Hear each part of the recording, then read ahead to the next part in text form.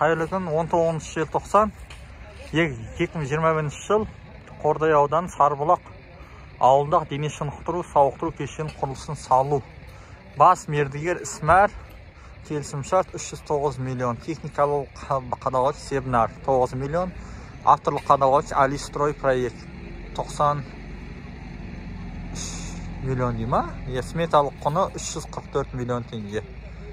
Ұзақтығы 6 ай дейді, аяғы іске асыру мерзімі 2022 жыл. Жобалаушы мекеме Арыстан сервис 6 ай дейді. Қашан басталды, қашан аяқталды, аяқталады деген нәрсе жоқ. Қазба жұмыстары 10%, монолитр тастары 20%, кірпіш қабырғалар 5%, фундамент 80% дейді. Мына негізі ғимаратқа 70% жұмысы жасалып қойған дейді. Мыняқта бірақтан 70% жұмысты біткенін туралы ешқалай көре алмаймыз. Бір 50% менің ойымша, мен сырттай өлген айналып көріп шықтым, 50% жұмыс жасалса жақсы. Бірақтан мыняқта 50% бар ма, жоқ па білмеймін. Құзырлы органдар қарап көрсін, 50% мыняқта жұмыс бар ма.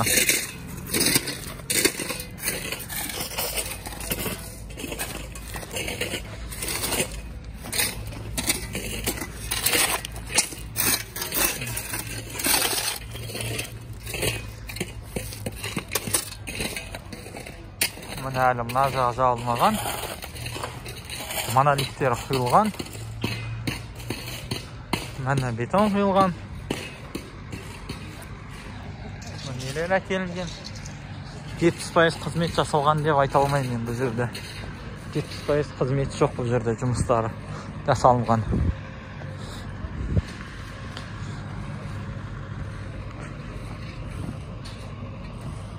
Сыртың бір жағын қаттағанда, екінші жағын қаттамаған.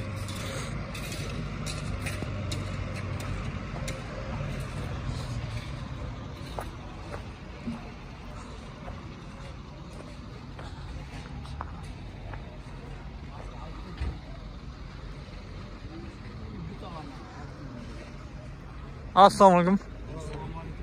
Уағалейкум ассалам. Құрылыс жұмыстары.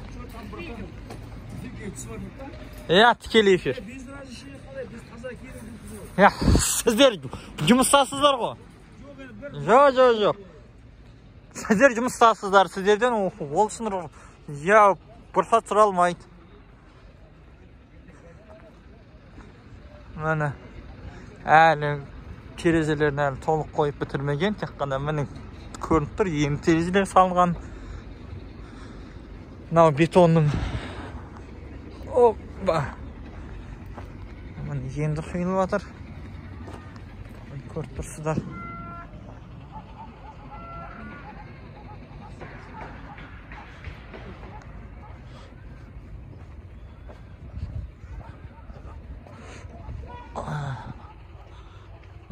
Бұна жағын жапқан, бір жағын екінші жағы жабылмаған. Абаттандыру жұмыстарының бәрі әлі толықтай бітпеген. Мынау құйылған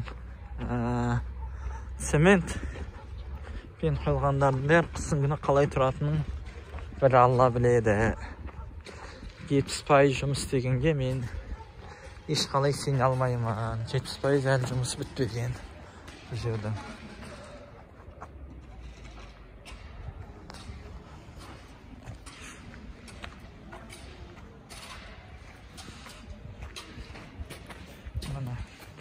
Терезелер келген.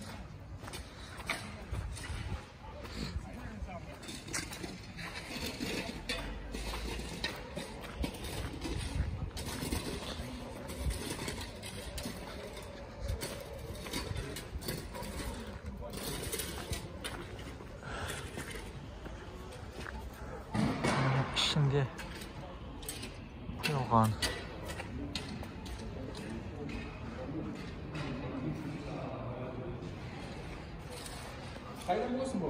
Assalamualaikum. Assalamualaikum. Қалайсыздар? Амансыңыздар ма? Жоқ, прямой эфирдесіздер. Прямой эфирдесіздер.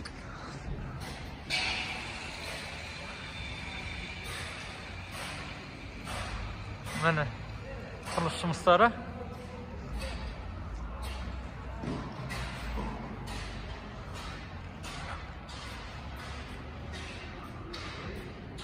Міне толықтай бетон ғана құйып кеткен болды.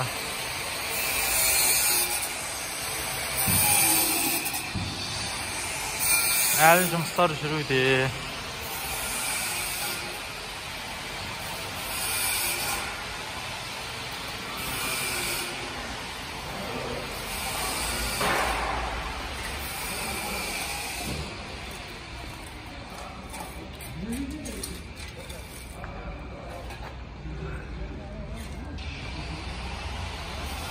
Осы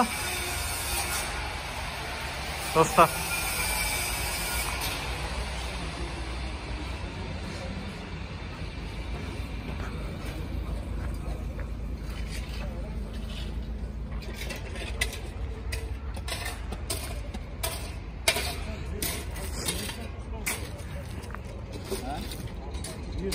мені көрді, жаңағы кісілер кетіп қалды.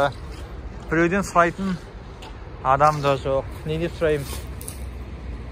Ештеңе сұрауға мүмкіндік жоқ.